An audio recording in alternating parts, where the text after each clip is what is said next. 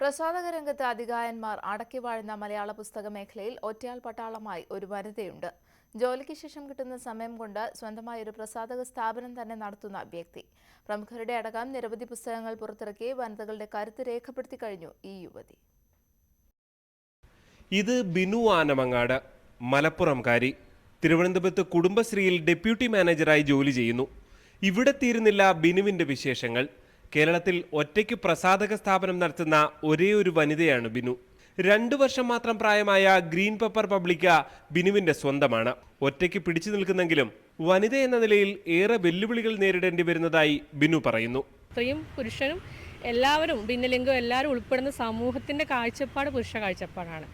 അപ്പോൾ 2 രീതിയിലുണ്ട്. സ്ത്രീകൾ ഏതെങ്കിലും രീതിയിൽ മുന്നോട്ട് വരുമ്പോൾ ഒന്നുകിൽ അവരെ അടിച്ചമർത്താനുള്ള ശ്രമങ്ങൾ, അല്ലെങ്കിൽ ഇപ്പോൾ ഏറ്റവും കൂടുതൽ ഇപ്പോൾ സ്ത്രീകളെ തളർത്താനുള്ള വഴി അവരെ ഡിമോറലൈസ് ചെയ്യുക എന്നുള്ളതാണ്. അപ്പോൾ അവരെ ഡിമോറലൈസ് ചെയ്യുന്ന രീതിയിലുള്ള ഒരു ക്യാമ്പയിൻ പോലെ തന്നെ ആ രീതിയിലുള്ള കാര്യങ്ങൾ ഇപ്പോൾ നമ്മൾ ഒറ്റയ്ക്ക് ചെയ്യുമ്പോൾ വെറുതെ ആവില്ല അങ്ങനെ ചെയ്യുന്നത്, അല്ലെങ്കിൽ വേറെ എന്തെങ്കിലും കാര്യങ്ങൾ അതിൻ്റെ പിറകിലുണ്ടാവും എന്ന രീതിയിലുള്ള ആരോപണങ്ങൾ. 2 വർഷം മാത്രമാണ് പ്രായമെങ്കിലും ഇതിനകം 28 പുസ്തകങ്ങൾ പുറത്തിറക്കി വിജയവഴിയിലാണ് ഗ്രീൻ പെപ്പർ പബ്ലിക്ക.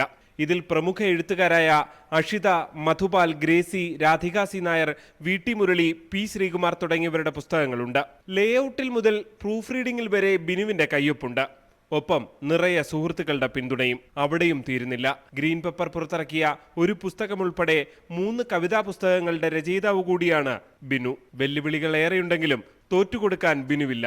ഒരുപാട് സ്വപ്നങ്ങൾ മനസ്സിലുണ്ട്.